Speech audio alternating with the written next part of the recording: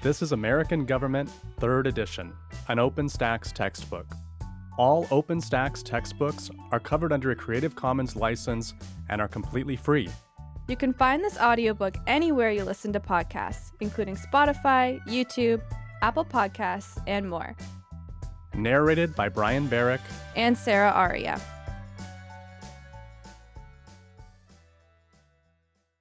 Chapter 9. Political Parties.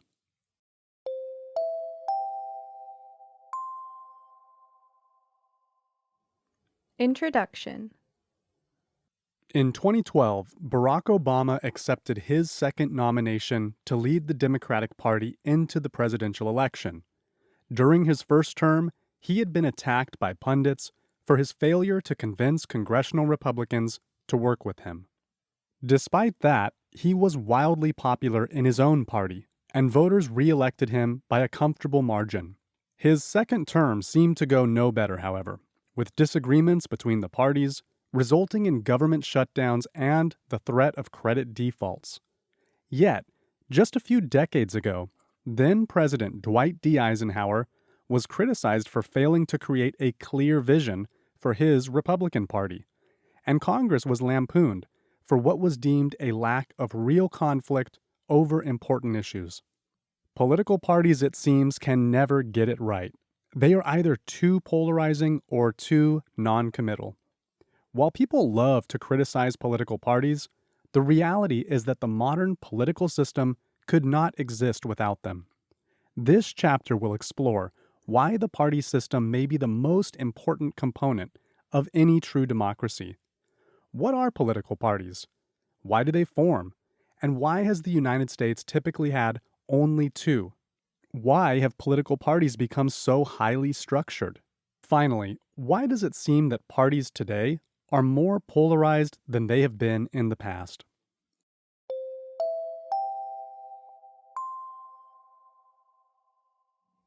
(9.1) What are parties and how did they form? Learning objectives. By the end of this section, you will be able to describe political parties and what they do, differentiate political parties from interest groups, explain how U.S. political parties formed. At some point, most of us have found ourselves part of a group trying to solve a problem, like picking a restaurant or a movie to attend, or completing a big project at school or work. Members of the group probably had various opinions about what should be done.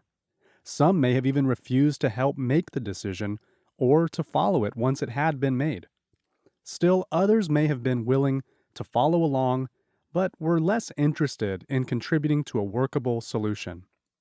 Because of this disagreement, at some point, someone in the group had to find a way to make a decision, negotiate a compromise, and ultimately do the work needed for the group to accomplish its goals.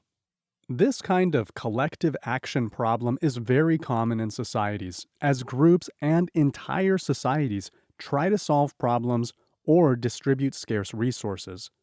In modern U.S. politics, such problems are usually solved by two important types of organizations: interest groups and political parties.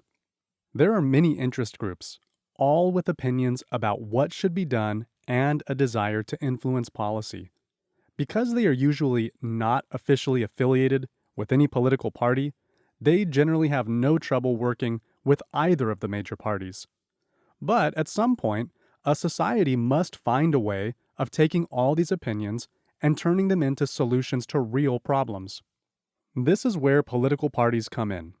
Essentially, political parties are groups of people with similar interests who work together to create and implement policies. They do this by gaining control over the government by winning elections. Party platforms guide members of Congress in drafting legislation. Parties guide proposed laws through Congress and inform party members how they should vote on important issues. Political parties also nominate candidates to run for state government, Congress, and the presidency. Finally, they coordinate political campaigns and mobilize voters. Political parties as unique organizations. In Federalist No. 10, written in the late 18th century, James Madison noted that the formation of self-interested groups, which he called factions, was inevitable in any society, as individuals started to work together to protect themselves from the government. Interest groups and political parties are two of the most easily identified forms of factions in the United States.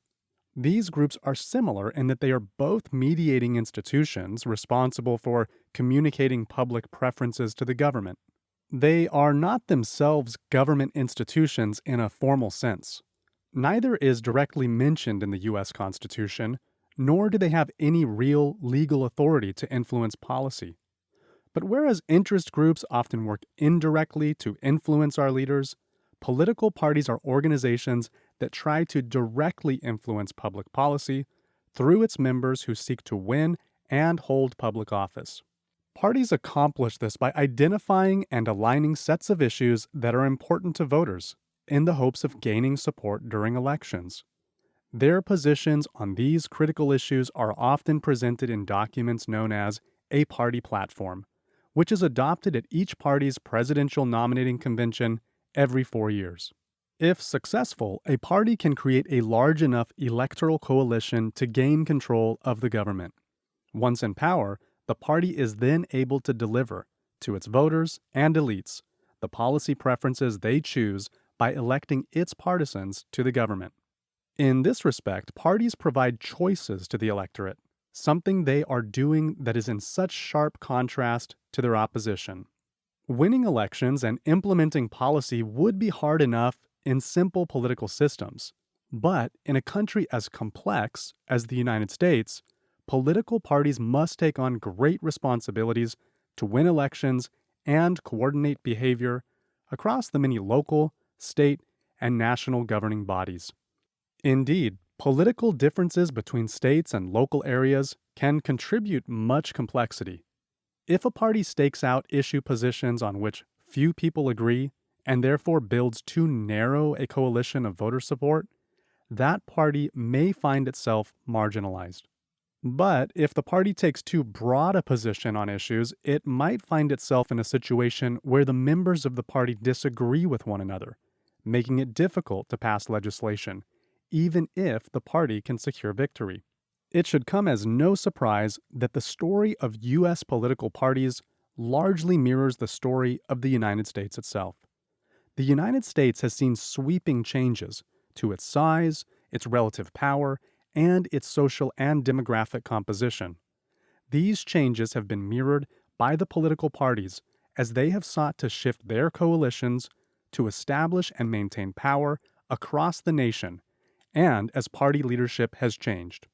As you will learn later, this also means that the structure and behavior of modern parties largely parallel the social, demographic, and geographic divisions within the United States today.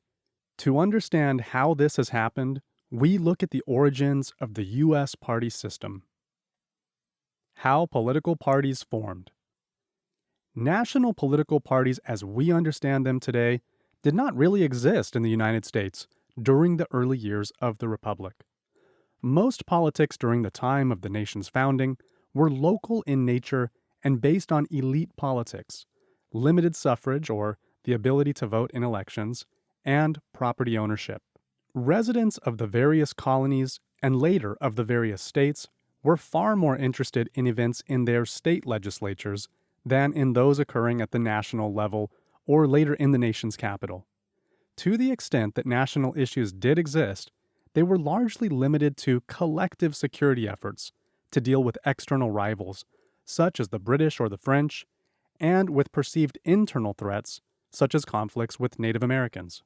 Soon after the United States emerged from the Revolutionary War, however, a rift began to emerge between two groups that had very different views about the future direction of U.S. politics.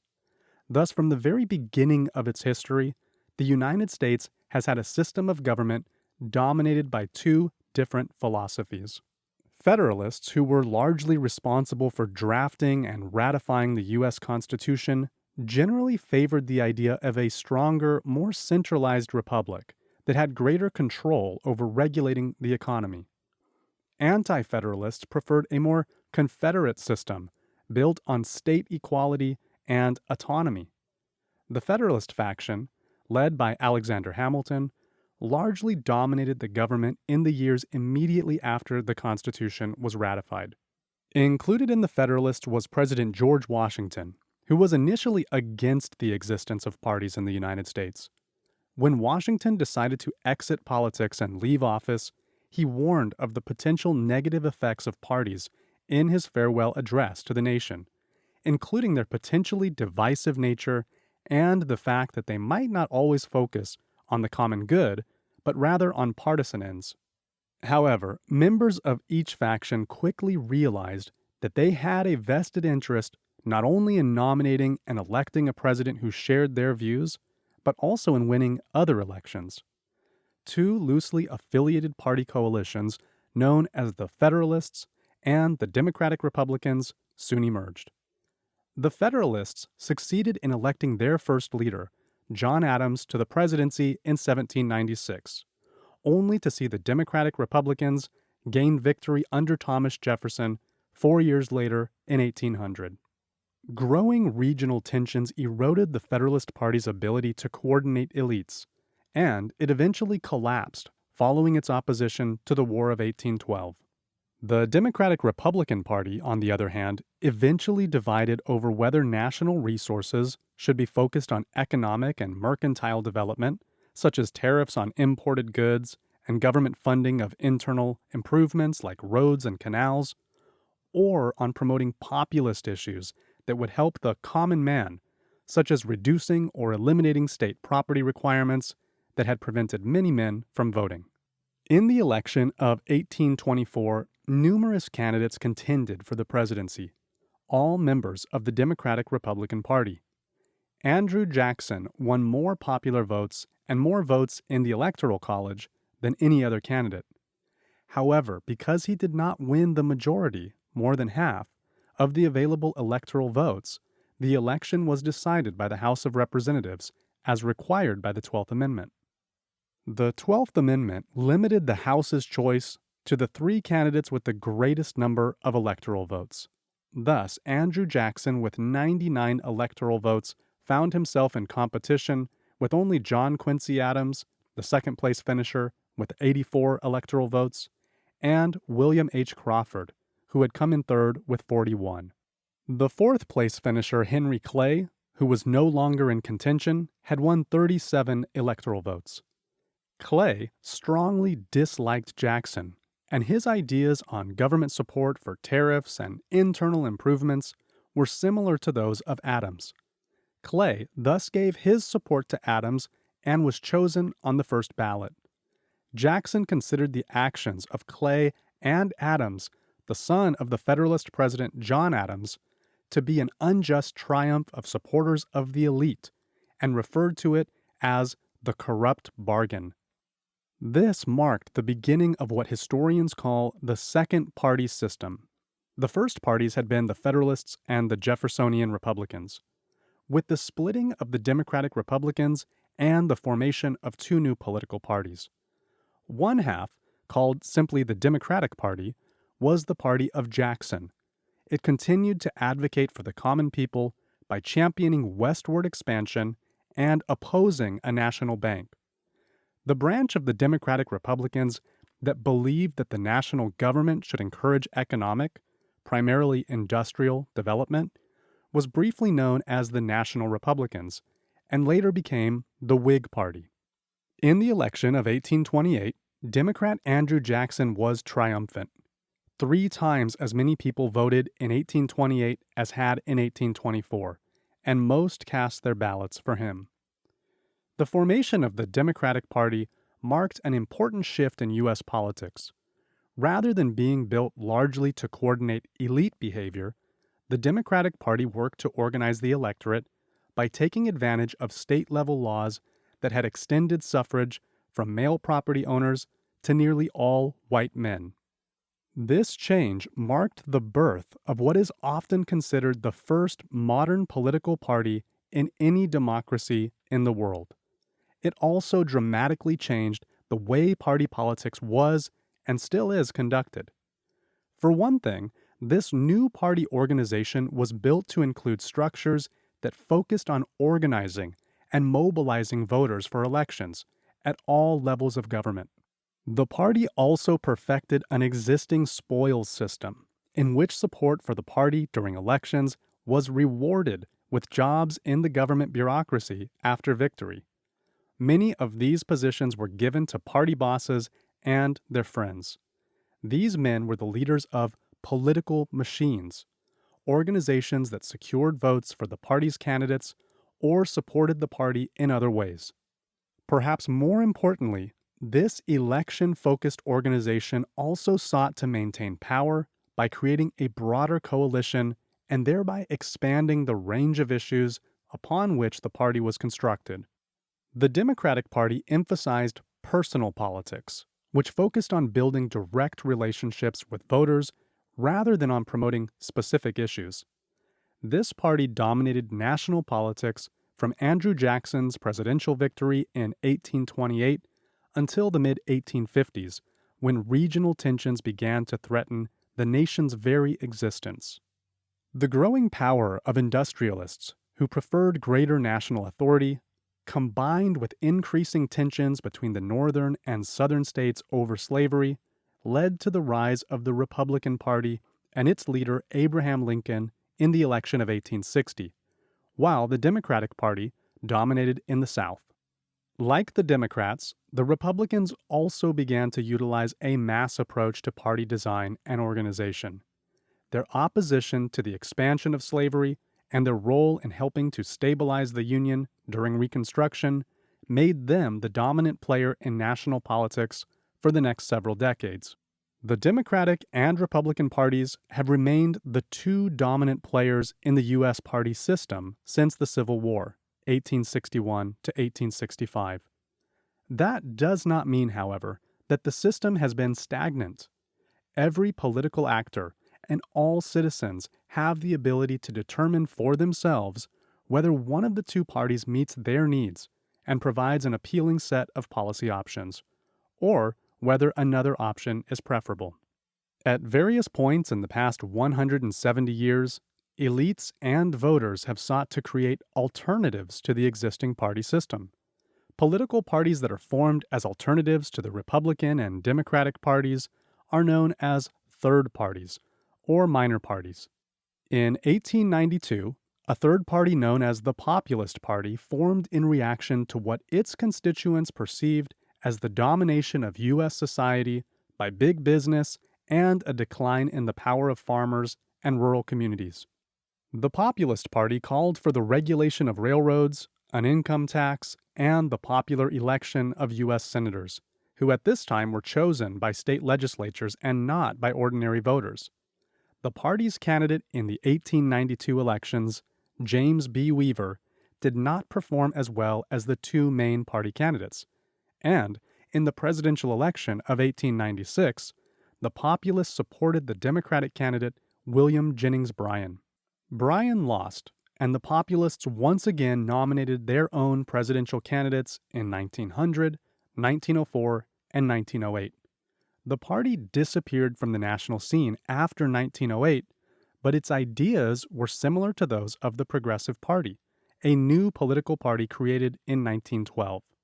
In 1912, former Republican President Theodore Roosevelt attempted to form a third party known as the Progressive Party, as an alternative to the more business-minded Republicans. The Progressives sought to correct the many problems that had arisen as the United States transformed itself from a rural, agricultural nation into an increasingly urbanized, industrialized country dominated by big business interests. Among the reforms that the Progressive Party called for in its 1912 platform were women's suffrage, an 8-hour workday, and workers' compensation. The party also favored some of the same reforms as the Populist Party, such as the direct election of U.S. senators and an income tax, although populists tended to be farmers while the progressives were from the middle class. In general, progressives sought to make government more responsive to the will of the people and to end political corruption in government. They wished to break the power of party bosses and political machines and called upon states to pass laws allowing voters to vote directly on proposed legislation, propose new laws, and recall from office incompetent or corrupt elected officials. The Progressive Party largely disappeared after 1916, and most members returned to the Republican Party. The party enjoyed a brief resurgence in 1924 when Robert Fighting Bob La Follette ran unsuccessfully for president under the Progressive banner. In 1948, two new third parties appeared on the political scene. Henry A. Wallace, a vice president under Franklin Roosevelt, formed a new Progressive Party, which had little in common with the earlier Progressive Party. Wallace favored racial desegregation and believed that the United States should have closer ties to the Soviet Union. Wallace's campaign was a failure, largely because most people believed his policies, including national health care, were too much like those of communism, and this party also vanished. The other third party, the States' Rights Democrats, also known as the Dixiecrats, were white Southern Democrats who split from the Democratic Party when Harry Truman, who favored civil rights for African Americans, became the party's nominee for president. The Dixiecrats opposed all attempts by the federal government to end segregation, extend voting rights, prohibit discrimination in employment, or otherwise promote social equality among races. They remained a significant party that threatened democratic unity throughout the 1950s and 1960s. Other examples of third parties in the United States include the American Independent Party, the Libertarian Party, United We Stand America, the Reform Party, and the Green Party. None of these alternatives to the two major political parties had much success at the national level, and most are no longer viable parties. All faced the same fate. Formed by charismatic leaders, each championed a relatively narrow set of causes and failed to gain broad support among the electorate. Once their leaders had been defeated or discredited, the party structures that were built to contest elections collapsed, and within a few years, most of their supporters were eventually pulled back into one of the existing parties. To be sure, some of these parties had an electoral impact. For example, the Progressive Party pulled enough votes away from the Republicans to hand the 1912 election to the Democrats. Thus, the third party rival's principal accomplishment was helping its least preferred major party win, usually at the short-term expense of the very issue it championed. In the long run, however, many third parties have brought important issues to the attention of the major parties, which then incorporated these issues into their platforms. Understanding why this is the case is an important next step in learning about the issues and strategies of the modern Republican and Democratic parties. In the next section, we look at why the United States has historically been dominated by only two political parties. Milestone: the Revolution of 1800, uniting the executive branch under one party. When the U.S. Constitution was drafted, its authors were certainly aware that political parties existed in other countries, like Great Britain, but they hoped to avoid them in the United States. They felt the importance of states in the U.S. federal structure would make it difficult for national parties to form. They also hoped that having a college of electors vote for the executive branch, with the top two vote-getters becoming president and vice president, would discourage the formation of parties. Their system worked for the first two presidential elections, when essentially all the electors voted for George Washington to serve as president. But by 1796, the Federalist and Anti-Federalist camps had organized into electoral coalitions. The Anti-Federalists joined with many others active in the process to become known as the Democratic Republicans. The Federalist John Adams won the Electoral College vote, but his authority was undermined when the vice presidency went to Democratic Republican Thomas Jefferson, who finished second. 4 years later, the Democratic Republicans managed to avoid this outcome by coordinating the electors to vote for their top two candidates.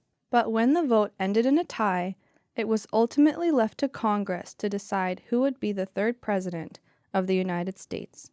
In an effort to prevent a similar outcome in the future, Congress and the states voted to ratify the 12th Amendment, which went into effect in 1804. This amendment changed the rules so that the president and vice president would be selected through separate elections within the Electoral College, and it altered the method that Congress used to fill the offices in the event that no candidate won a majority. The amendment essentially endorsed the new party system and helped prevent future controversies.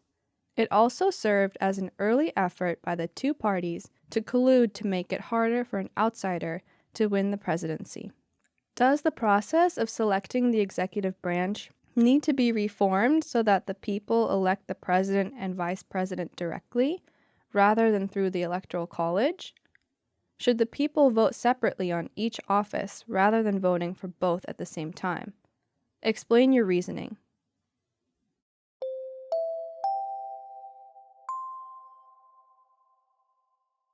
(9.2) The two-party system. Learning objectives. By the end of this section, you will be able to describe the effects of winner-take-all elections, compare plurality and proportional representation, describe the institutional, legal, and social forces that limit the number of parties, discuss the concepts of party alignment and realignment. One of the cornerstones of a vibrant democracy is citizens' ability to influence government through voting. In order for that influence to be meaningful, citizens must send clear signals to their leaders about what they wish the government to do. It only makes sense, then, that a democracy will benefit if voters have several clearly differentiated options available to them at the polls on election day. Having these options means voters can select a candidate who more closely represents their own preferences on the important issues of the day. It also gives individuals who are considering voting a reason to participate. After all, you are more likely to vote if you care about who wins and who loses. The existence of two major parties, especially in our present era of strong parties, leads to sharp distinctions between the candidates and between the party organizations. Why do we have two parties? The two-party system came into being because the structure of U.S. elections, with one seat tied to a geographic district, tends to lead to dominance by two major political parties. Even when there are other options on the ballot, most voters understand that minor parties have no real chance of winning even a single office. Hence, they vote for candidates of the two major parties in order to support a potential winner. Of the 535 members of the House and Senate, only a handful identify as something other than Republican or Democrat. Third parties have fared no better in presidential elections. No third-party candidate has ever won the presidency. Some historians or political scientists might consider Abraham Lincoln to have been such a candidate, but in 1860, the Republicans were a major party that had subsumed members of earlier parties, such as the Whig Party, and they were the only major party other than the Democratic Party. Election rules and the two-party system. A number of reasons have been suggested to explain why the structure of U.S. elections has resulted in a two-party system. Most of the blame has been placed on the process used to select its representatives. First, most elections at the state and national levels are winner-take-all. The candidate who receives the greatest overall number of votes wins. Winner-take-all elections, with one representative elected for one geographic district, allow voters to develop a personal relationship with their representative to the government. They know exactly whom to blame or thank for the actions of that government. But these elections also tend to limit the number of people who run for office. Otherwise qualified candidates might not stand for election if they feel the incumbent or another candidate has an early advantage in the race. And since voters do not like to waste votes, third parties must convince voters they have a real chance of winning races before voters will take them seriously. This is a tall order given the vast resources and mobilization tools available to the existing parties, especially if an incumbent is one of the competitors. In turn, the likelihood that third-party challengers will lose an election bid makes it more difficult to raise funds to support later attempts. Winner-take-all systems of electing candidates to office, which exist in several countries other than the United States, require that the winner receive either the majority of votes or a plurality of votes. U.S. elections are based on plurality voting. Plurality voting, commonly referred to as first past the post, is based on the principle that the individual candidate with the most votes wins, whether or not they gain a majority, 51% or greater, of the total votes cast. For instance, Abraham Lincoln won the presidency in 1860 even though he clearly lacked majority support given the number of candidates in the race. In 1860, 4 candidates competed for the presidency: Lincoln, a Republican, 2 Democrats, one from the northern wing of the party and one from the southern wing, and a member of the newly formed Constitutional Union Party, a Southern party that wished to prevent the nation from dividing over the issue of slavery. Votes were split among all 4 parties, and Lincoln became president with only 40% of the vote, not a majority of votes cast, but more than any of the other 3 candidates had received, and enough to give him a majority in the Electoral College, the body that ultimately decides presidential elections. Plurality voting has been justified as the simplest and most cost-effective method for identifying a victor in a democracy. A single election can be held on a single day, and the victor of the competition is easily selected. On the other hand, systems in which people vote for a single candidate in an individual district often cost more money because drawing district lines and registering voters according to district is often expensive and cumbersome. In a system in which individual candidates compete for individual seats representing unique geographic districts, a candidate must receive a fairly large number of votes in order to win. A political party that appeals to only a small percentage of voters will always lose to a party that is more popular. Because second place or lower finishers will receive no reward for their efforts, those parties that do not attract enough supporters to finish first, at least some of the time, will eventually disappear because their supporters realize they have no hope of achieving success at the polls. The failure of third parties to win and the possibility that they will draw votes away from the party the voter had favored before, resulting in a win for the party the voter liked least, makes people hesitant to vote for the third party's candidates a second time.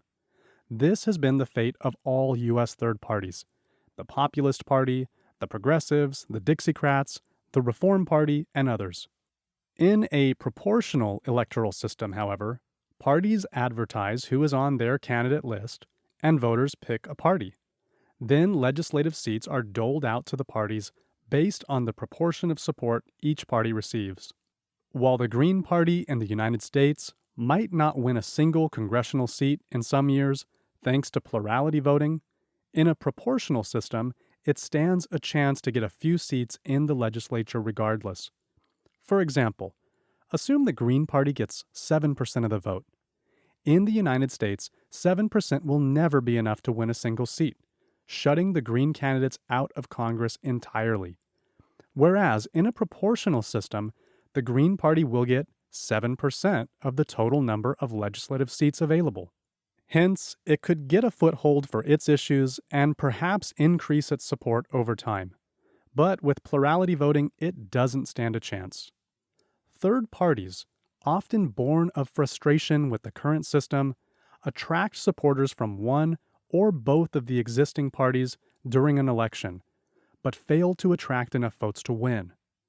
After the election is over, supporters experience remorse when their least favorite candidate wins instead. For example, in the 2000 election, Ralph Nader ran for president as the candidate of the Green Party. Nader, a longtime consumer activist concerned with environmental issues and social justice, attracted many votes from people who usually voted for Democratic candidates.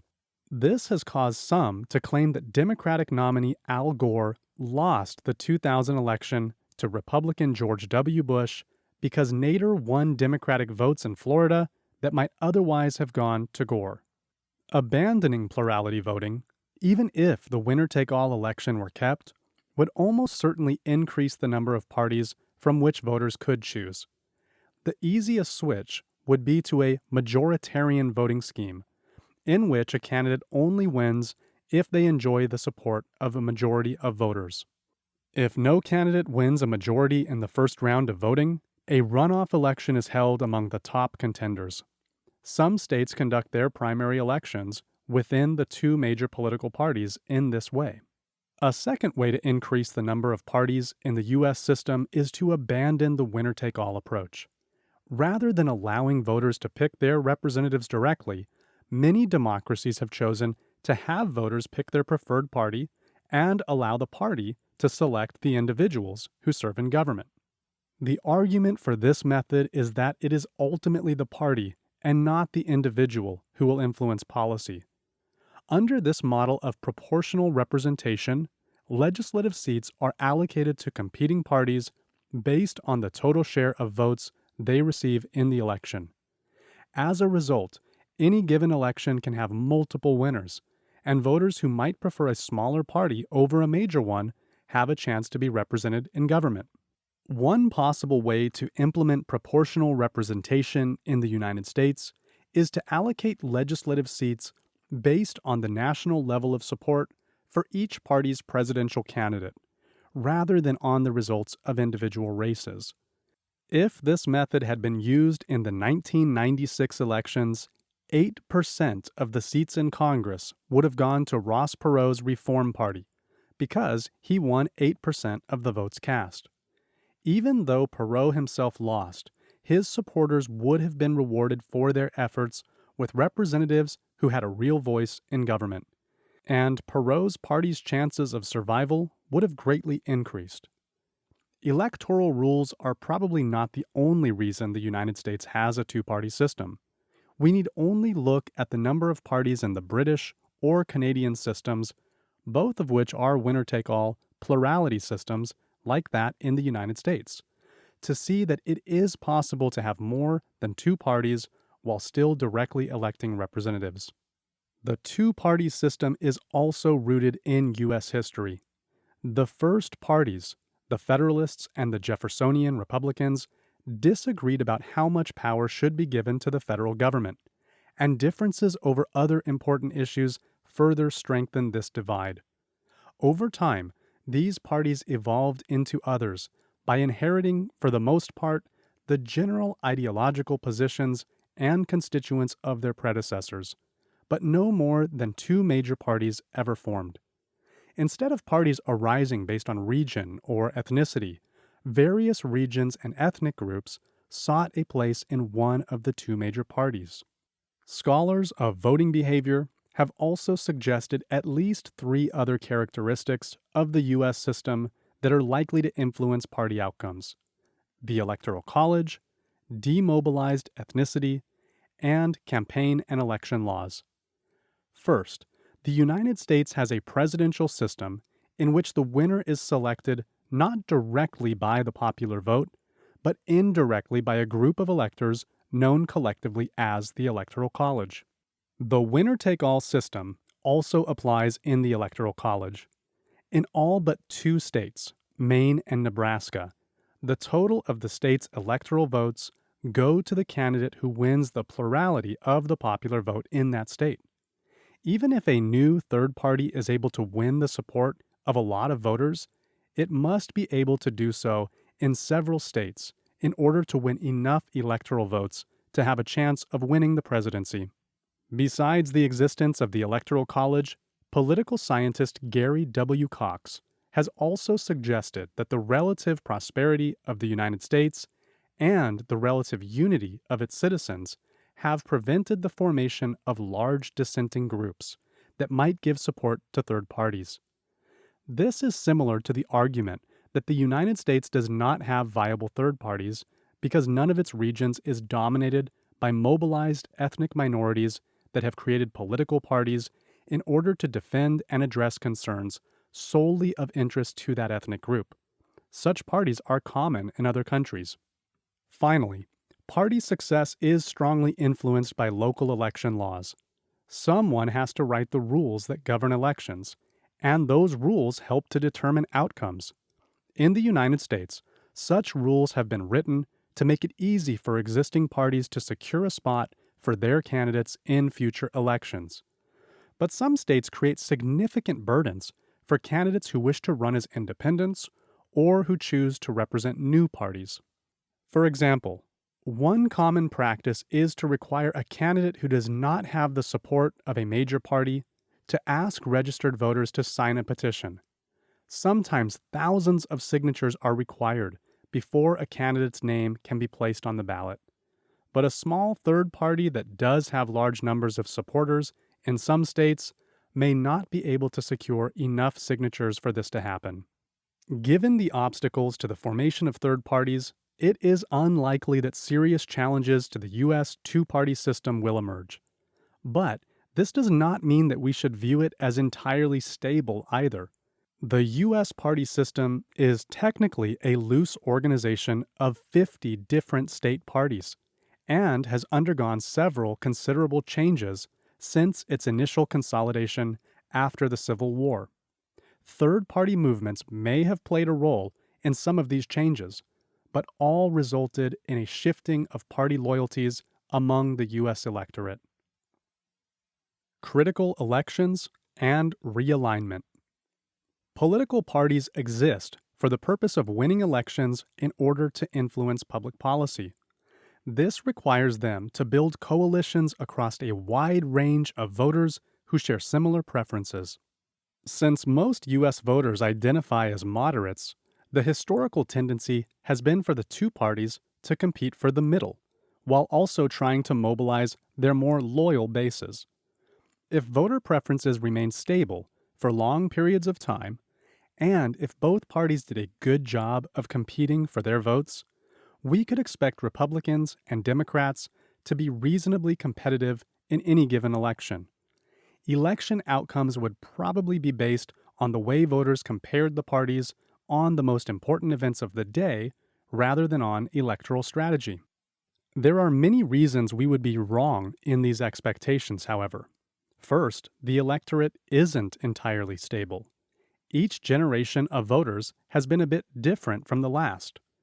Over time, the United States has become more socially liberal, especially on topics related to race and gender, and millennials, those born between 1981 and 1996, are more liberal than members of older generations.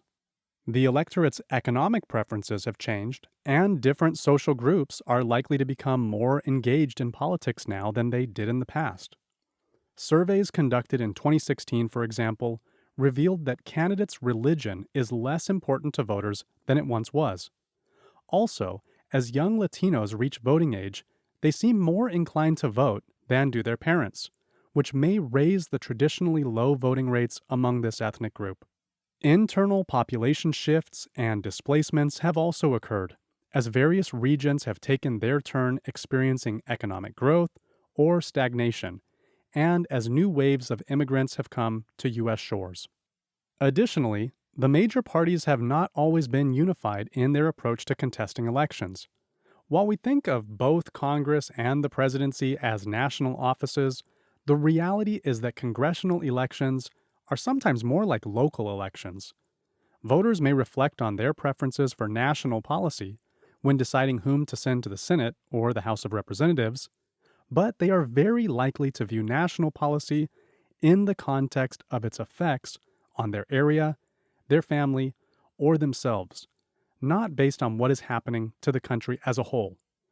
For example, while many voters want to reduce the federal budget, those over 65 are particularly concerned that no cuts to the Medicare program be made. 1/3 of those polled reported that seniors' issues were most important to them when voting for national office holders.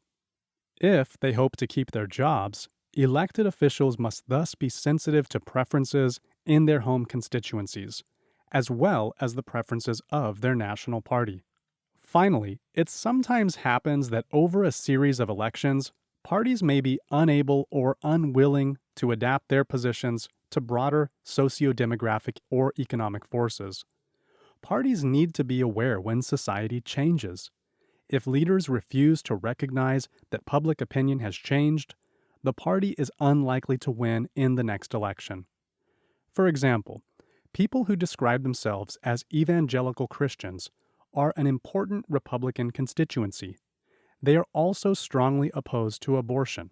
Thus, even though the majority of U.S. adults believe abortion should be legal in at least some instances, such as when pregnancy is the result of rape or incest, or threatens the life of the mother, the position of many Republican presidential candidates in 2016 was to oppose abortion in all cases.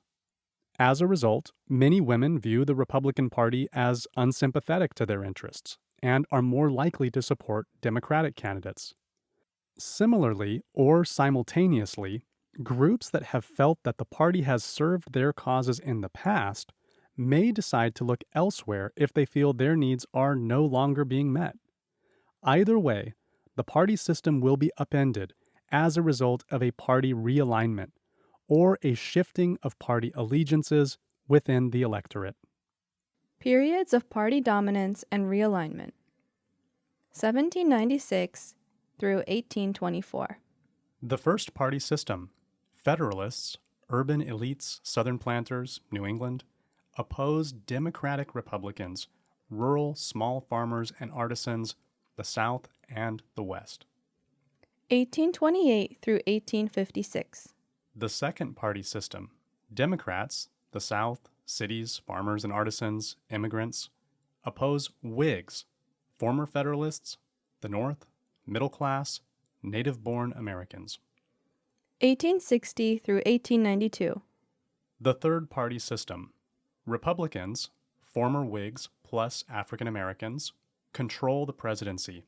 Only one Democrat, Grover Cleveland, is elected president, 1884-1892. 1896 through 1932. The fourth party system, Republicans control the presidency. Only one Democrat, Woodrow Wilson, is elected president, 1912-1916. Challenges to major parties are raised by populists and progressives. 1932 through 1964. The fifth party system, Democrats control the presidency. Only one Republican, Dwight Eisenhower, is elected president, 1952-1956. Major party realignment as African Americans become part of the Democratic coalition. 1964 through present. The sixth party system. No one party controls the presidency. Ongoing realignment as Southern white people and many Northern members of the working class begin to vote for Republicans. Latino and Asian people immigrate, most of whom vote for Democrats. One of the best-known party realignments occurred when Democrats moved to include African Americans and other minorities into their national coalition during the Great Depression. After the Civil War, Republicans, the party of Lincoln, were viewed as the party that had freed the enslaved. Their efforts to provide black people with greater legal rights earned them the support of African Americans in both the South, where they were newly enfranchised, and the Northeast. When Democrats, the party of the Confederacy, lost control of the South after the Civil War, Republicans ruled the region. However, the Democrats regained control of the South after the removal of the Union Army in 1877.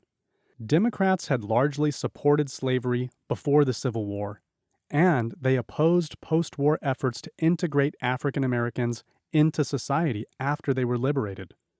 In addition, Democrats in the North and Midwest drew their greatest support from labor union members and immigrants who viewed African Americans as competitors for jobs and government resources, and who thus tended to oppose the extension of rights to African Americans as much as their Southern counterparts did.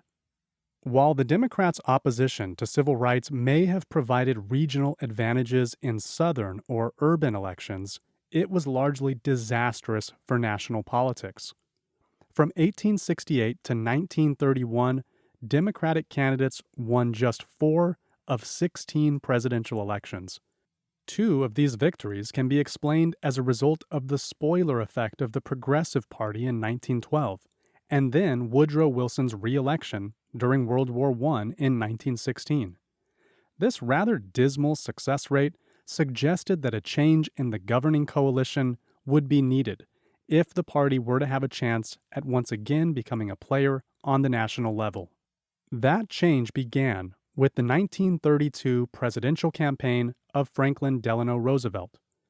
FDR determined that his best path toward victory was to create a new coalition based not on region or ethnicity, but on the suffering of those hurt the most during the Great Depression.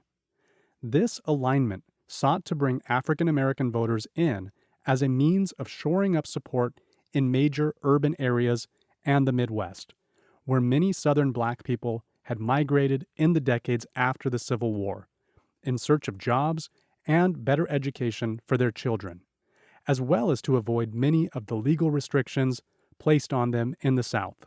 Roosevelt accomplished this realignment by promising assistance to those hurt most by the Depression, including African Americans. The strategy worked.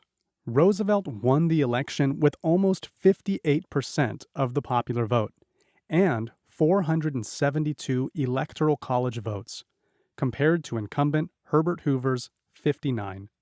The 1932 election is considered an example of a critical election, one that represents a sudden, clear, and long-term shift in voter allegiances. After this election, the political parties were largely identified as being divided by differences in their members' socioeconomic status. Those who favor stability of the current political and economic system tend to vote Republican, whereas those who would most benefit from changing the system usually favor Democratic candidates. Based on this alignment, the Democratic Party won the next 5 consecutive presidential elections and was able to build a political machine that dominated Congress into the 1990s, including holding an uninterrupted majority in the House of Representatives from 1954 until 1994. The realignment of the parties did have consequences for Democrats. African Americans became an increasingly important part of the Democratic coalition in the 1940s through the 1960s, as the party took steps to support civil rights. Most changes were limited to the state level at first, but as civil rights reform moved to the national stage, rifts between Northern and Southern Democrats began to emerge. Southern Democrats became increasingly convinced that national efforts to provide social welfare and encourage racial integration were violating state sovereignty and social norms. By the 1970s, many had begun to shift their allegiance to the Republican Party, whose pro-business wing shared their opposition to the growing encroachment of the national government into what they viewed as state and local matters. Almost 50 years after it had begun, the realignment of the two political parties resulted in the flipping of post-Civil War allegiances, with urban areas and the Northeast now solidly Democratic, and the South and rural areas overwhelmingly voting Republican. The result today is a political system that provides Republicans with considerable advantages in rural areas and most parts of the Deep South. Democrats dominate urban politics, and those parts of the South known as the Black Belt, where the majority of residents are African American.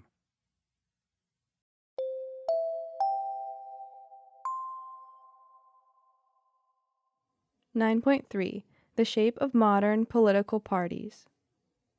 Learning objectives. By the end of this section, you will be able to differentiate between the party in the electorate and the party organization, discuss the importance of voting in a political party organization, describe party organization at the county, state, and national levels, compare the perspectives of the party in government and the party in the electorate. We have discussed the two major political parties in the United States, how they formed, and some of the smaller parties that have challenged their dominance over time. However, what exactly do political parties do? If the purpose of political parties is to work together to create and implement policies by winning elections, how do they accomplish this task? And who actually participates in the process? The answer was fairly straightforward in the early days of the Republic, when parties were little more than electoral coalitions of like-minded elite politicians. But improvements in strategy and changes in the electorate forced the parties to become far more complex organizations that operate on several levels in the U.S. political arena. Modern political parties consist of three components identified by political scientist V.O. Key: the party in the electorate, the voters; the party organization, which helps to coordinate everything the party does in its quest for office; and the party in office, the office holders. To understand how these various elements work together, we begin by thinking about a key first step in influencing policy in any democracy: winning elections. The party in the electorate. A key fact about the U.S. political party system is that it's all about the votes. If voters do not show up to vote for a party's candidates on election day, the party has no chance of gaining office and implementing its preferred policies. As we have seen, for much of their history, the two parties have been adapting to changes in the size, composition, and preferences of the U.S. electorate. It only makes sense, then, that parties have found it in their interest to build a permanent and stable presence among the voters. By fostering a sense of loyalty, a party can insulate itself from changes in the system and improve its odds of winning elections. The party in the electorate are those members of the voting public who consider themselves to be part of a political party and or who consistently prefer the candidates of one party over the other. What it means to be part of a party depends on where a voter lives and how much they choose to participate in politics. At its most basic level, being a member of the party in the electorate simply means a voter is more likely to voice support for a party. These voters are often called party identifiers, since they usually represent themselves in public as being members of a party, and they may also attend some party events or functions. Party identifiers are also more likely to provide financial support for the candidates of their party during election season. This does not mean self-identified Democrats will support all the party's positions or candidates, but it does mean that, on the whole, they feel their wants or needs are more likely to be met if the Democratic Party is successful. Party identifiers make up the majority of the voting public. Gallup, the polling agency, has been collecting data on voter preferences for the past several decades. Its research suggests that historically, over half of American adults have called themselves Republican or Democrat when asked how they identify themselves politically. Even among self-proclaimed independents, the overwhelming majority claim to lean in the direction of one party or the other, suggesting they behave as if they identified with a party during elections, even if they preferred not to publicly pick a side. Partisan support is so strong that in a poll conducted from August 5th to August 9th, 2015, about 88% of respondents said they either identified with, or if they were independents, at least leaned toward one of the major political parties. Thus, in a poll conducted in January 2016, even though about 42% of respondents said they were independent, this does not mean that they are not in fact more likely to favor one party over the other. Strictly speaking, party identification is not quite the same thing as party membership. People may call themselves Republicans or Democrats without being registered as members of the party, and the Republican and Democratic parties do not require individuals to join their formal organization in the same way that parties in some other countries do. Many states require voters to declare a party affiliation before participating in primaries. But primary participation is irregular and infrequent, and a voter may change identities long before changing party registration. For most voters, party identification is informal at best, and often matters only in the weeks before an election. It does matter, however, because party identification guides some voters who may know little about a particular issue or candidate in casting their ballots. If, for example, someone thinks of themselves as a Republican and always votes Republican, they will not be confused when faced with a candidate, perhaps in a local or county election, whose name is unfamiliar. If the candidate is a Republican, the voter will likely cast a ballot for that candidate. Party ties can manifest in other ways as well. The actual act of registering to vote and selecting a party reinforces party loyalty. Moreover, while pundits and scholars often deride voters who blindly vote their party, the selection of a party in the first place can be based on issue positions and ideology. In that regard, voting your party on Election Day is not a blind act. It is a shortcut based on issue positions.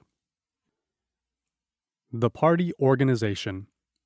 A significant subset of American voters view their party identification as something far beyond simply a shortcut to voting. These individuals get more energized by the political process and have chosen to become more active in the life of political parties. They are part of what is known as the party organization. The party organization is the formal structure of the political party, and its active members are responsible for coordinating party behavior and supporting party candidates. It is a vital component of any successful party because it bears most of the responsibility for building and maintaining the party brand. It also plays a key role in helping select and elect candidates for public office. Local organizations. Since winning elections is the first goal of the political party, it makes sense that the formal party organization mirrors the local, state, federal structure of the U.S. political system. While the lowest level of party organization is technically the precinct, many of the operational responsibilities for local elections falls upon the county-level organization. The county-level organization is, in many ways, the workhorse of the party system, especially around election time. This level of organization frequently takes on many of the most basic responsibilities of a democratic system, including identifying and mobilizing potential voters and donors, identifying and training potential candidates for public office, and recruiting new members for the party.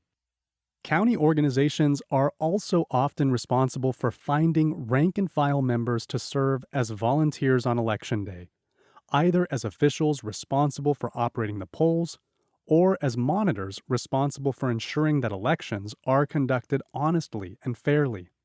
They may also hold regular meetings to provide members the opportunity to meet potential candidates and coordinate strategy.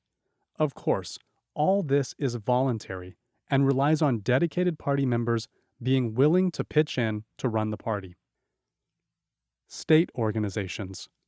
Most of the county organizations' formal efforts are devoted to supporting party candidates running for county and city offices. But a fair amount of political power is held by individuals in statewide office or in state-level legislative or judicial bodies. While the county-level offices may be active in these local competitions, most of the coordination for them will take place in the state-level organizations. Like their more local counterparts, state-level organizations are responsible for key party functions, such as statewide candidate recruitment and campaign mobilization. Most of their efforts focus on electing high-ranking officials, such as the governor or occupants of other statewide offices, for instance, the state's treasurer or attorney general, as well as candidates to represent the state and its residents in the U.S. Senate and the U.S. House of Representatives. The greater value of state and national level offices requires state organizations to take on several key responsibilities in the life of the party.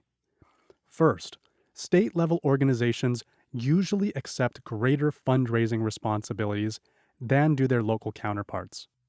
Statewide races and races for national office have become increasingly expensive in recent years.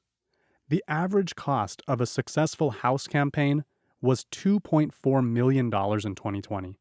For Senate races, it was $27.2 million. While individual candidates are responsible for funding and running their own races, it is typically up to the state level organization to coordinate giving across multiple races and to develop the staffing expertise that these candidates will draw upon at election time. State organizations are also responsible for creating a sense of unity among members of the state party. Building unity can be very important as the party transitions from sometimes contentious nomination battles to the all-important general election. The state organization uses several key tools to get its members working together towards a common goal.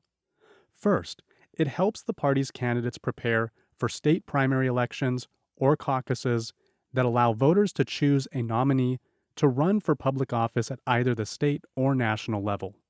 Caucuses are a form of town hall meeting at which voters in a precinct get together to voice their preferences rather than voting individually throughout the day. Second, the state organization is also responsible for drafting a state platform that serves as a policy guide for partisans who are eventually selected to public office. These platforms are usually the result of a negotiation between the various coalitions within the party and are designed to ensure that everyone in the party will receive some benefits if their candidates win the election. Finally, state organizations hold a statewide convention at which delegates from the various county organizations come together to discuss the needs of their areas. The state conventions are also responsible for selecting delegates to the national convention. National Party Organization. The local and state level party organizations are the workhorses of the political process. They take on most of the responsibility for party activities and are easily the most active participants in the party formation and electoral processes. They are also largely invisible to most voters. The average citizen knows very little of the local party's behavior, unless there's a phone call or a knock on the door in the days or weeks before an election. The same is largely true of the activities of the state-level party. Typically, the only people who notice are those who are already actively engaged in politics or are being targeted for donations. But most people are aware of the presence and activity of the national party organizations for several reasons. First, many Americans, especially young people, are more interested in the topics discussed at the national level than at the state or local level. According to John Green of the Ray C. Bliss Institute of Applied Politics, local elections tend to be about things like sewers and roads and police protection, which are not as dramatic as issues as same-sex marriage or global warming or international affairs. Presidential elections and the behavior of the U.S. Congress are also far more likely to make the news broadcasts than the activities of county commissioners, and the national level party organization is mostly responsible for coordinating the activities of participants at this level. The national party is a fundraising army for presidential candidates and also serves a key role in trying to coordinate and direct the efforts of the House and Senate. For this reason, its leadership is far more likely to become visible to media consumers, whether they intend to vote or not. A second reason for the prominence of the national organization is that it usually coordinates the grandest spectacles in the life of a political party. Most voters are never aware of the numerous county-level meetings or coordinating activities. Primary elections, one of the most important events to take place at the state level, have a much lower turnout than the nationwide general election. In 2012, for example, only 1/3 of the eligible voters in New Hampshire voted in the state's primary, one of the earliest and thus most important in the nation. However, 70% of eligible voters in the state voted in the general election in November 2012. People may see or read an occasional story about the meetings of the state committees or convention, but pay little attention. But the national conventions, organized and sponsored by the national level party, can dominate the national discussion for several weeks in late summer, a time when the major media outlets are often searching for news. These conventions are the definition of a media circus at which high-ranking politicians, party elites, and sometimes celebrities, such as actor-director Clint Eastwood, along with individuals many consider to be the future leaders of the party, are brought before the public so the party can make its best case for being the one to direct the future of the country. National party conventions culminate in the formal nomination of the party nominees for the offices of president and vice president, and they mark the official beginning of the presidential competition between the two parties. In the past, national conventions were often the sites of high drama and political intrigue. As late as 1968, the identities of the presidential and/or vice presidential nominees were still unknown to the general public when the convention opened. It was also common for groups protesting key events and issues of the day to try to raise their profile by using the conventions to gain the media spotlight.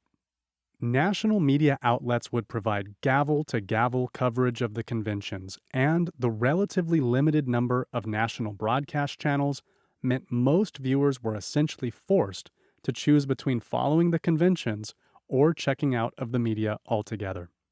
Much has changed since the 1960s, however, and between 1960 and 2004, viewership of both the Democratic National Convention and the Republican National Convention had declined by half.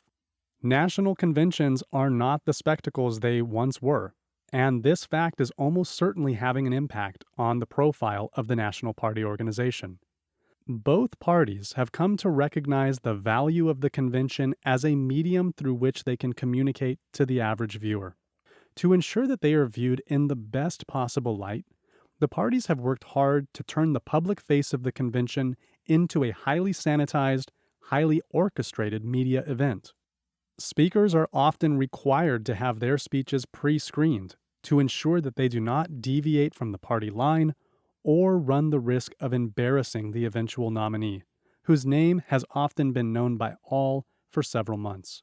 And while protests still happen, party organizations have become increasingly adept at keeping protesters away from the convention sites, arguing that safety and security are more important than First Amendment rights to free speech and peaceable assembly. For example, protesters were kept behind concrete barriers and fences at the Democratic National Convention in 2004. With the advent of cable TV news and the growth of internet blogging, the major news outlets have found it unnecessary to provide the same level of coverage they once did. Between 1976 and 1996, ABC and CBS cut their coverage of the nominating conventions from more than 50 hours to only 5. NBC cut its coverage to fewer than 5 hours. One reason may be that the outcome of nominating conventions are also typically known in advance, meaning there is no drama. Today, the nominee's acceptance speech is expected to be no longer than an hour, so it will not take up more than one block of primetime TV programming. This is not to say the national conventions are no longer important or that the national party organizations are becoming less relevant. The conventions and the organizations that run them still contribute heavily to a wide range of key decisions in the life of both parties. The national party platform is formally adopted at the convention, as are the key elements of the strategy for contesting the national campaign. And even though the media is paying less attention, key insiders and major donors often use the convention as a way of gauging the strength of the party and its ability to effectively organize and coordinate its members. They are also paying close attention to the rising stars who are given time at the convention's podium to see which are able to connect with the party faithful. Most observers credit Barack Obama's speech at the 2004 Democratic National Convention with bringing him to national prominence. Insider perspective. Conventions and trial balloons. While both political parties use conventions to help win the current elections, they also use them as a way of elevating local politicians to the national spotlight. This has been particularly true for the Democratic Party. In 1988, the Democrats tapped Arkansas Governor Bill Clinton to introduce their nominee Michael Dukakis at the convention. Clinton's speech was lampooned for its length and lack of focus, but it served to get his name in front of Democratic voters. 4 years later, Clinton was able to leverage this national exposure to help his own presidential campaign. The pattern was repeated when Illinois State Senator Barack Obama gave the keynote address at the 2004 convention. Although he was only a candidate for the U.S. Senate at the time, his address caught the attention of the Democratic establishment and ultimately led to his emergence as a viable presidential candidate just 4 years later. Should the media devote more attention to national conventions? Would this help voters choose the candidate they want to vote for? The party in government. One of the first challenges facing the party in government, or the party identifiers who have been elected or appointed to hold public office, is to achieve their policy goals. The means to do this is chosen in meetings of the two major parties. Republican meetings are called party conferences, and Democrat meetings are called party caucuses. Members of each party meet in these closed sessions and discuss what items to place on the legislative agenda, and make decisions about which party members should serve on the committees that draft proposed laws. Party members also elect the leaders of their respective parties in the House and the Senate, and their party whips. Leaders serve as party managers and are the highest-ranking members of the party in each chamber of Congress. The party whip ensures that members are present when a piece of legislation is to be voted on, and directs them how to vote. The whip is the second highest-ranking member of the party in each chamber. Thus, both the Republicans and the Democrats have a leader and a whip in the House, and a leader and a whip in the Senate. The leader and whip of the party that holds the majority of seats in each House are known as the Majority Leader and the Majority Whip. The leader and whip of the party with fewer seats are called the Minority Leader and the Minority Whip. The party that controls the majority of seats in the House of Representatives also elects someone to serve as Speaker of the House. People elected to Congress as independents, that is, not members of either the Republican or Democratic parties, must choose a party to conference or caucus with. For example, Senator Bernie Sanders of Vermont, who originally ran for Senate as an independent candidate, caucuses with the Democrats and ran for the presidency as a Democrat. He returned to the Senate in 2017 as an independent. One problem facing the party in government relates to the design of the country's political system. The U.S. government is based on a complex principle of separation of powers, with powers divided among the executive, legislative, and judiciary branches. The system is further complicated by federalism, which relegates some powers to the states, which also have separation of powers. This complexity creates a number of problems for maintaining party unity. The biggest is that each level and unit of government has different constituencies that the office holder must satisfy. The person elected to the White House is more beholden to the national party organization than are members of the House or Senate, because members of Congress must be re-elected by voters in very different states, each with its own state-level and county-level parties. Some of this complexity is eased for the party that holds the executive branch of government. Executive offices are typically more visible to the voters than the legislature, in no small part because a single person holds the office. Voters are more likely to show up at the polls and vote if they feel strongly about the candidate running for president or governor, but they are also more likely to hold that person accountable for the government's failures. Members of the legislature from the executive's party are under a great deal of pressure to make the executive look good, because a popular president or governor may be able to help other party members win office. Even so, partisans in the legislature cannot be expected to simply obey the executive's orders. First, legislators may serve a constituency that disagrees with the executive on key matters of policy. If the issue is important enough to voters, as in the case of gun control or abortion rights, an office holder may feel their job will be in jeopardy if they too closely follow the party line, even if that means disagreeing with the executive.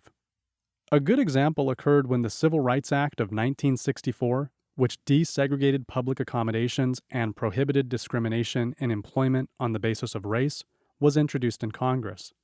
The bill was supported by Presidents John F. Kennedy and Lyndon Johnson, both of whom were Democrats. Nevertheless, many Republicans, such as William McCulloch, a conservative representative from Ohio, voted in its favor, while many Southern Democrats opposed it. A second challenge is that each house of the legislature has its own leadership and committee structure, and those leaders may not be in total harmony with the president. Key benefits like committee appointments, leadership positions, and money for important projects in their home district may hinge on legislators following the lead of the party. These pressures are particularly acute for the majority party, so named because it controls more than half the seats in one of the two chambers. The Speaker of the House and the Senate Majority Leader, the majority party's congressional leaders, have significant tools at their disposal to punish party members who defect on a particular vote. Finally, a member of the minority party must occasionally work with the opposition on some issues in order to accomplish any of their constituency's goals. This is especially the case in the Senate, which is a supermajority institution. 60 votes of the 100 possible are required to get anything accomplished, because Senate rules allow individual members to block legislation via holds and filibusters. The only way to block the blocking is to invoke cloture, a procedure calling for a vote on an issue, which takes 60 votes. Get connected. Party organization from the inside. Interested in a cool summer job? Want to actually make a difference in your community? Consider an internship at the Democratic National Committee, DNC, or Republican National Committee, RNC. Both organizations offer internship programs for college students who want hands-on experience working in community outreach and grassroots organizing. While many internship opportunities are based at the national headquarters in Washington, D.C., openings may exist within state party organizations. Internship positions can be very competitive. Most applicants are juniors or seniors with high grade point averages and strong recommendations from their faculty. Successful applicants get an inside view of government, build a great professional network, and have the opportunity to make a real difference in the lives of their friends and families. Visit the DNC or RNC website and find out what it takes to be an intern. While there, also check out the state party organization. Is there a local leader you feel you could work for? Are any upcoming events scheduled in your state?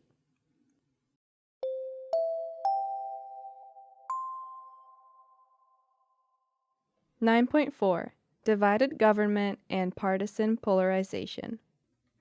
Learning objectives.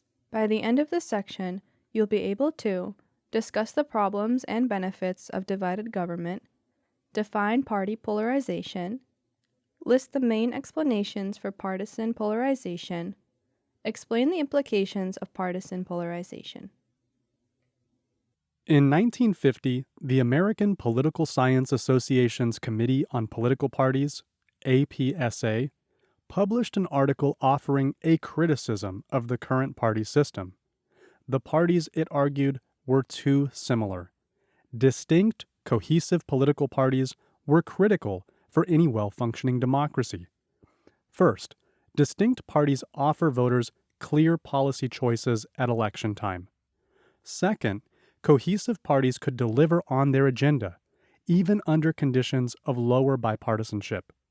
The party that lost the election was also important to democracy because it served as the loyal opposition that could keep a check on the excesses of the party in power.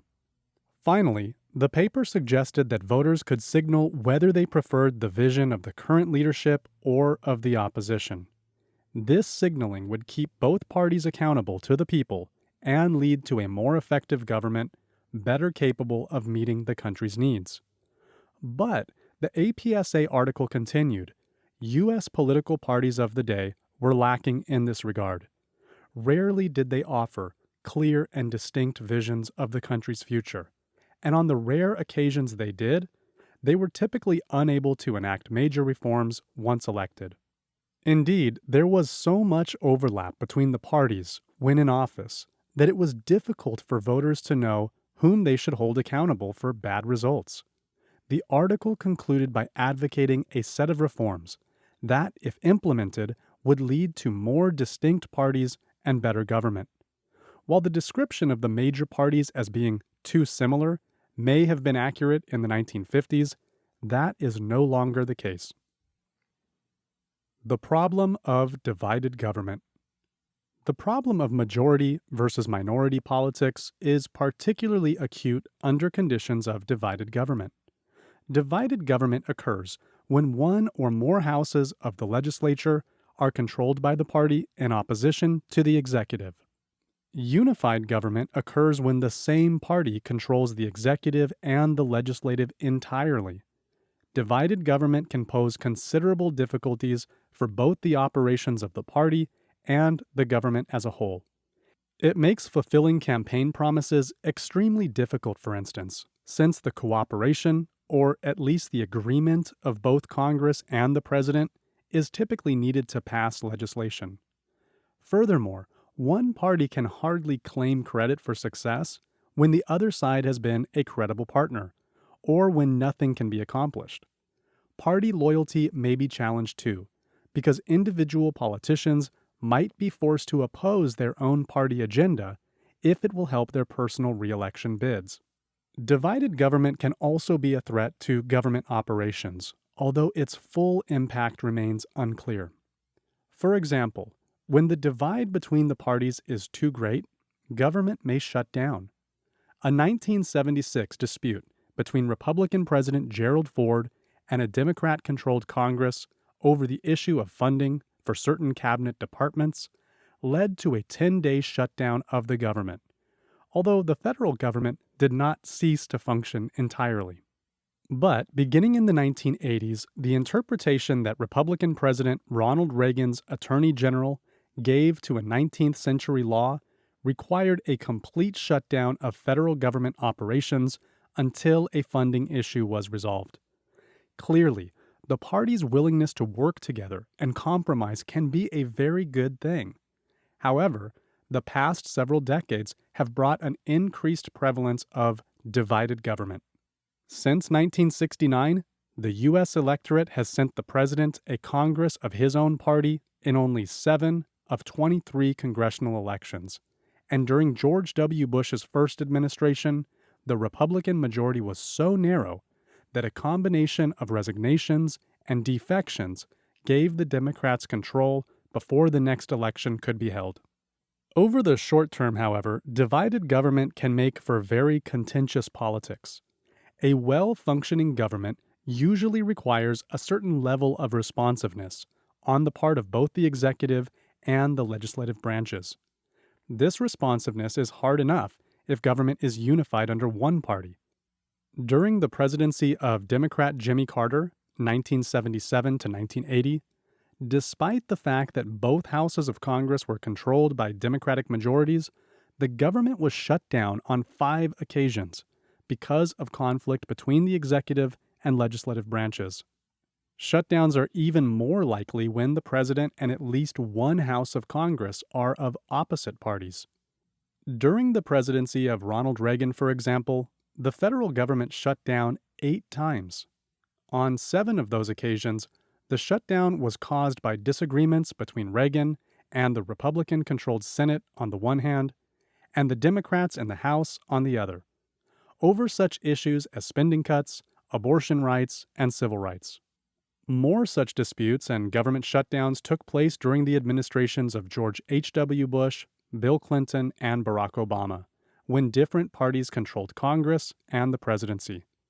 The most recent government shutdown, the longest in U.S. history, began in December 2018 under the 115th Congress, when the presidency and both houses were controlled by Republican majorities, but continued into the 116th, which features a democratically controlled House and a Republican Senate.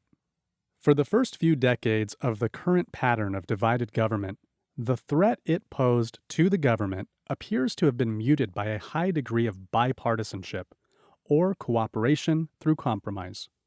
Many pieces of legislation were passed in the 1960s and 1970s with reasonably high levels of support from both parties. Most members of Congress had relatively moderate voting records, with regional differences within parties that made bipartisanship on many issues more likely. For example, until the 1980s, Northern and Midwestern Republicans were often fairly progressive, supporting racial equality, workers' rights, and farm subsidies. Southern Democrats were frequently quite socially and racially conservative, and were strong supporters of states' rights. Cross-party cooperation on these issues was fairly frequent, but in the past few decades the number of moderates in both houses of Congress has declined. This has made it more difficult for party leadership to work together on a range of important issues, and for members of the minority party in Congress to find policy agreement with an opposing party president. However, beginning in the 1990s, the parties began to diverge and moderates began to disappear in Congress. The era of bipartisanship seems to have ended as the parties now compete bitterly with one another, and cross-party socialization or international trips across party lines no longer happen. While this trend tends to be evaluated negatively, there are benefits. Firstly, there are now very distinct choices for the voters. Secondly, the existence of competitive parties and competitive elections is a good sign that democracy is thriving. We may not really want to have one party with a monopoly on political discourse and policymaking, as exists in some U.S. states. The implications of polarization. The past 30 years have brought a dramatic change in the relationship between the two parties, as fewer conservative Democrats and liberal Republicans have been elected to office. As political moderates, or individuals with ideologies in the middle of the ideological spectrum, leave the political parties at all levels, the parties have grown farther apart ideologically, a result called party polarization. In other words, at least organizationally and in government, Republicans and Democrats have become increasingly dissimilar from one another. In the party and government, this means fewer members of Congress have mixed voting records. Instead, they vote far more consistently on issues and are far more likely to side with their party leadership. It also means a growing number of moderate voters aren't participating in party politics. Either they are becoming independents, or they are participating only in the general election and are therefore not helping select party candidates in primaries. What is most interesting about this shift to increasingly polarized parties is that it does not appear to have happened as a result of the structural reforms recommended by the APSA. Rather, it has happened because moderate politicians have simply found it harder and harder to win elections. There are many conflicting theories about the causes of polarization, some of which we discuss below. But whatever its origin, party polarization in the United States does not appear to have had the net positive effects that the APSA committee was hoping for. With the exception of providing voters with more distinct choices, positives of polarization are hard to find. The negative impacts are many. For one thing, rather than reducing inter-party conflict, polarization appears to have only amplified it. For example, the Republican Party, or the GOP standing for Grand Old Party, has historically been a coalition of two key and overlapping factions: pro-business rightists, and social conservatives. The GOP has held the coalition of these two groups together by opposing programs designed to redistribute wealth and advocating small government, while at the same time arguing for laws preferred by conservative Christians. But it was also willing to compromise with pro-business Democrats, often at the expense of social issues, if it meant protecting long-term business interests. Recently, however, a new voice emerged that allied itself with the Republican Party. Born in part from an older third-party movement known as the Libertarian Party, the Tea Party was more hostile to government and viewed government interventions in all forms, especially taxation and the regulation of business, as a threat to capitalism and democracy. It was less willing to tolerate interventions in the marketplace, even when they were designed to protect the markets themselves. Although an anti-tax faction within the Republican Party has existed for some time, some factions of the Tea Party movement were also active at the intersection of religious liberty and social issues, especially in opposing such initiatives as same-sex marriage and abortion rights.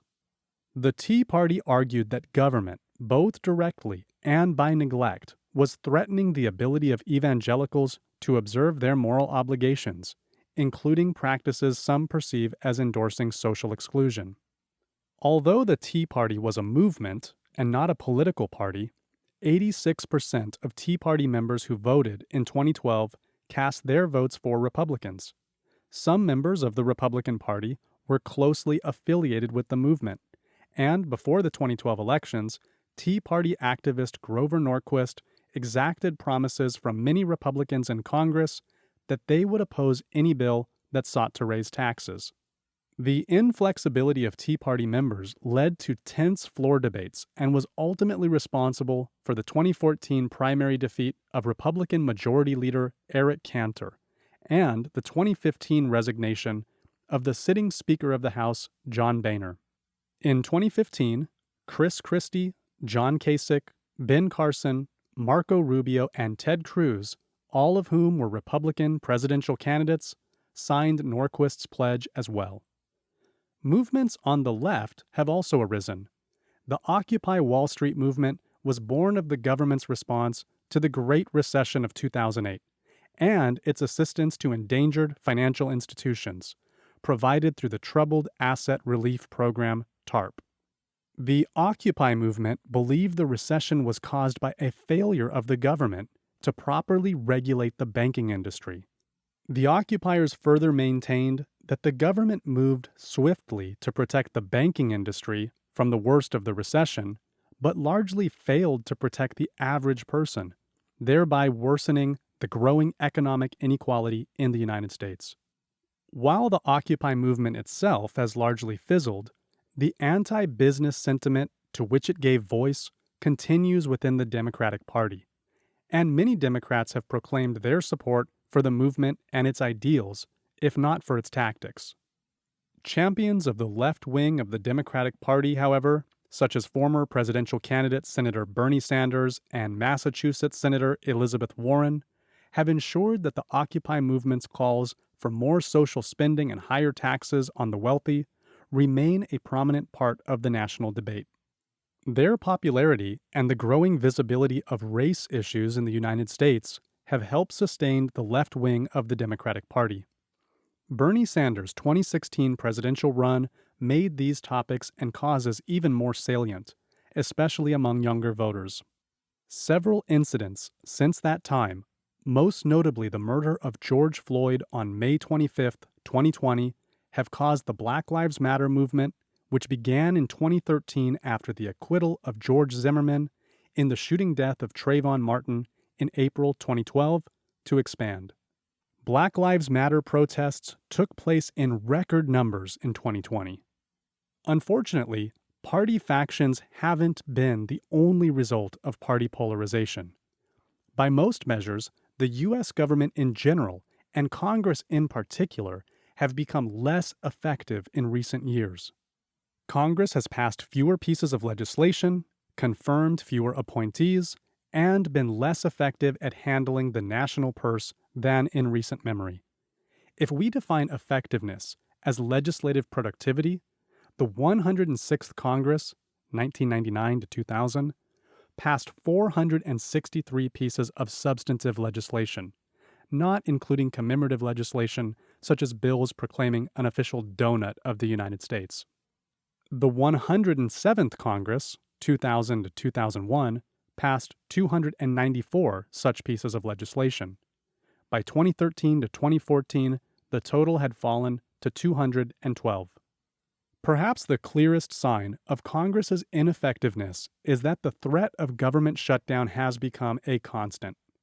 Shutdowns occur when Congress and the President are unable to authorize and appropriate funds before the current budget runs out. This is now an annual problem. Relations between the two parties became so bad that financial markets were sent into turmoil in 2014 when Congress failed to increase the government's line of credit before a key deadline, thus threatening a U.S. government default on its loans. While any particular trend can be a result of multiple factors, the decline of key measures of institutional confidence and trust suggests the negative impact of polarization. Public approval ratings for Congress have been low for decades, typically lower than presidential approval. Congressional approval dipped to single digits in November 2013. Levels early in 2021 were in the mid-30s. However, even then, disapproval was at greater than 60%. In the wake of the Great Recession, President Obama's average approval rating remained low for several years, despite an overall trend in economic growth since the end of 2008, before he enjoyed an uptick in support during his final year in office. Typically, economic conditions are a significant driver of presidential approval, suggesting the negative effect of partisanship on presidential approval. The causes of polarization. Scholars agree that some degree of polarization is occurring in the United States, even if some contend it is only at the elite level. But they are less certain about exactly why or how polarization has become such a mainstay of American politics. Several conflicting theories have been offered. The first and perhaps best argument is that polarization is a party-in-government phenomenon, driven by a decades-long sorting of the voting public, or a change in party allegiance in response to shifts in party position. According to the sorting thesis, before the 1950s, voters were mostly concerned with state-level party positions, rather than national party concerns. Since parties are bottom-up institutions, this meant local issues dominated elections. It also meant national-level politicians typically paid more attention to local problems than to national party politics. But over the past several decades, voters have started identifying more with national-level party politics, and they began to demand their elected representatives become more attentive to national party positions. As a result, they have become more likely to pick parties that consistently represent national ideals, are more consistent in their candidate selection, and are more willing to elect office holders likely to follow their party's national agenda. One example of the way social change led to party sorting revolves around race. The Democratic Party returned to national power in the 1930s, largely as the result of a coalition among low socioeconomic status voters in northern and midwestern cities. These new Democratic voters were religiously and ethnically more diverse than the mostly white, mostly Protestant voters who supported Republicans. But the southern United States, often called the Solid South, had been largely dominated by Democratic politicians since the Civil War. These politicians agreed with other Democrats on most issues, but they were more evangelical in their religious beliefs and less tolerant on racial matters. The federal nature of the United States meant that Democrats in other parts of the country were free to seek alliances with minorities in their states. But in the South, African Americans were still largely disenfranchised, well after Franklin Roosevelt had brought other groups into the Democratic tent. The Democratic Alliance worked relatively well through the 1930s and 1940s when post-Depression politics revolved around supporting farmers and helping the unemployed. But in the late 1950s and early 1960s, social issues became increasingly prominent in national politics. Southern Democrats who had supported giving the federal government authority for economic redistribution began to resist calls for those powers to be used to restructure society. Many of these Democrats broke away from the party only to find a home among Republicans who were willing to help promote smaller national government and greater states' rights. This shift was largely completed with the rise of the evangelical movement in politics, when it shepherded its supporters away from Jimmy Carter, an evangelical Christian, to Ronald Reagan in the 1980 presidential election. At the same time, social issues were turning the Solid South towards the Republican Party. They were having the opposite effect in the North and West. Moderate Republicans, who had been champions of racial equality since the time of Lincoln, worked with Democrats to achieve social reform. These Republicans found it increasingly difficult to remain in their party as it began to adjust to the growing power of the small government states' rights movement. A good example was Senator Arlen Specter, a moderate Republican who represented Pennsylvania and ultimately switched to become a Democrat before the end of his political career. A second possible culprit in increased polarization is the impact of technology on the public square. Before the 1950s, most people got their news from regional newspapers and local radio stations. While some national programming did exist, most editorial control was in the hands of local publishers and editorial boards. These groups served as a filter of sorts, as they tried to meet the demands of local markets. As described in detail in the media chapter, the advent of television changed that. Television was a powerful tool, with national news and editorial content that provided the same message across the country. All viewers saw the same images of the women's rights movement and the war in Vietnam. The expansion of news coverage to cable and the consolidation of local news providers into big corporate conglomerates amplified this nationalization. Average citizens were just as likely to learn what it meant to be a Republican from a politician in another state as from one in their own, and national news coverage made it much more difficult for politicians to run away from their votes. The information explosion that followed the heyday of network TV by way of cable, the internet, and blogs has furthered this nationalization trend.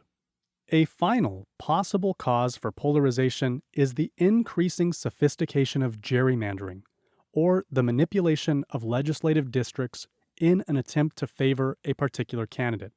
According to the gerrymandering thesis, the more moderate or heterogeneous a voting district, the more moderate the politician's behavior once in office.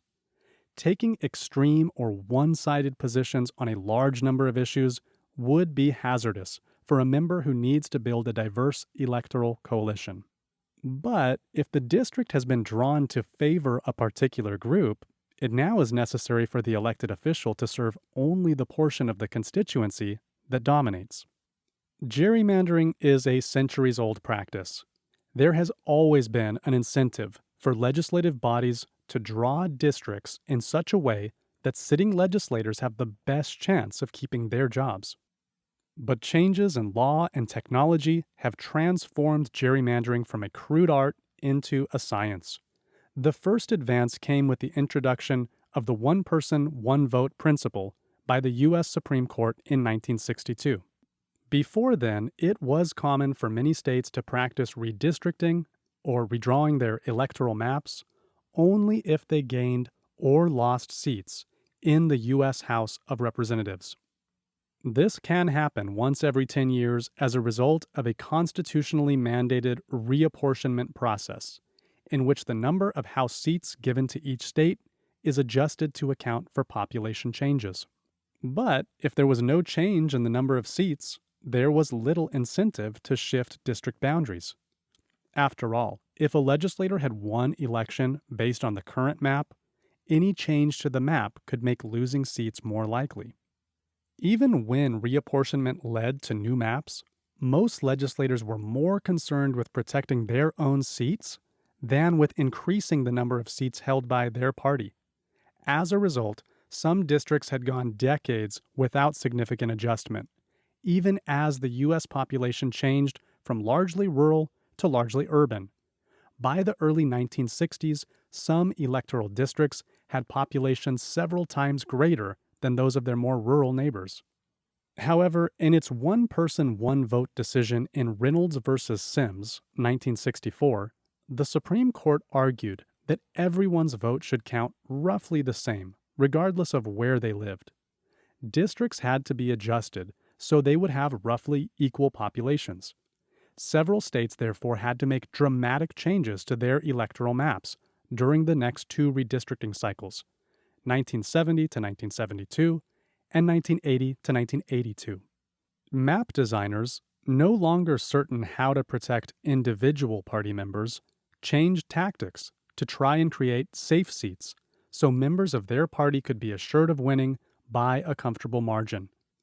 The basic rule of thumb was that designers sought to draw districts in which their preferred party had a 55% or better chance of winning a given district, regardless of which candidate the party nominated. Of course, many early efforts at post-Reynolds gerrymandering were crude, since map designers had no good way of knowing exactly where partisans lived. At best, designers might have a rough idea of voting patterns between precincts, but they lacked the ability to know voting patterns in individual blocks or neighborhoods. They also had to contend with the inherent mobility of the U.S. population, which meant the most carefully drawn maps could be obsolete just a few years later. Designers were often forced to use crude proxies for party, such as race or the socioeconomic status of a neighborhood. Some maps were so crude they were ruled unconstitutionally discriminatory by the courts. Proponents of the gerrymandering thesis point out that the decline in the number of moderate voters began during this period of increased redistricting. But it wasn't until later, they argue, that the real effects could be seen. A second advance in redistricting via computer-aided map making truly transformed gerrymandering into a science. Refined computing technology, the ability to collect data about potential voters, and the use of advanced algorithms have given mapmakers a good deal of certainty about where to place district boundaries to best predetermine the outcomes. These factors also provided better predictions about future population shifts, making the effects of gerrymandering more stable over time. Proponents argue that this increased efficiency in map drawing has led to the disappearance of moderates in Congress. According to political scientist Nolan McCarty, there is little evidence to support the redistricting hypothesis alone. First, he argues, the Senate has become polarized just as the House of Representatives has, but people vote for senators on a statewide basis. There are no gerrymandered voting districts in elections for senators. Research showing that more partisan candidates first win election to the House before then running successfully for the Senate, however, helps us understand how the Senate can also become partisan. Furthermore, states like Wyoming and Vermont, which have only one representative and thus elect House members on a statewide basis as well, have consistently elected people at the far ends of the ideological spectrum. Redistricting did contribute to polarization in the House of Representatives, but it took place largely in districts that had undergone significant change. Furthermore, polarization has been occurring throughout the country, but the use of increasingly polarized district design has not. While some states have seen an increase in these practices, many states were already largely dominated by a single party, such as in the Solid South, but still elected moderate representatives. Some parts of the country have remained closely divided between the two parties, making overt attempts at gerrymandering difficult. But when coupled with the sorting phenomenon discussed earlier, redistricting probably is contributing to polarization, if only at the margins. Finding a middle ground. The politics of redistricting. Voters in a number of states have become so worried about the problem of gerrymandering that they have tried to deny their legislatures the ability to draw district boundaries. The hope is that by taking this power away from whichever party controls the state legislature, voters can ensure more competitive districts and fairer electoral outcomes. In 2000, voters in Arizona approved a referendum that created an independent state commission responsible for drafting legislative districts. But the Arizona legislature fought back against the creation of the commission, filing a lawsuit that claimed only the legislature had the constitutional right to draw districts. Legislators asked the courts to overturn the popular referendum and end the operation of the redistricting commission. However, the U.S. Supreme Court upheld the authority of the independent commission in a 5-4 decision titled Arizona State Legislature versus Arizona Independent Redistricting Commission, 2015. Currently, only 5 states use fully independent commissions, ones that do not include legislators or other elected officials, to draw the lines for both state legislative and congressional districts. These states are Arizona, California, Idaho, Montana, and Washington. In Florida, the League of Women Voters and Common Cause challenged a new voting districts map supported by state Republicans because they did not believe it fulfilled the requirements of amendments made to the state constitution in 2010, requiring that voting districts not favor any political party or incumbent. Do you think redistricting is a partisan issue? Should commissions draw districts instead of legislators? If commissions are given this task, who should serve on them? This has been American Government 3rd Edition, an OpenStax textbook. All OpenStax textbooks are covered under a Creative Commons license and are completely free. For more details, visit openstax.org. The music is Take Me Higher by Jazzar, which is also covered under Creative Commons license. His website is betterwithmusic.com. We want to give special thanks to CC ECHO, the California Consortium for Equitable Change in Hispanic Serving Institutions, Open Educational Resources, for providing the funding for this project. You can learn more about CC ECHO by visiting hancockcollege.edu/CC ECHO. If you would like to contact us, please email audiobook@fastmail.com. Thank you for listening and for sharing this recording with a colleague or friend.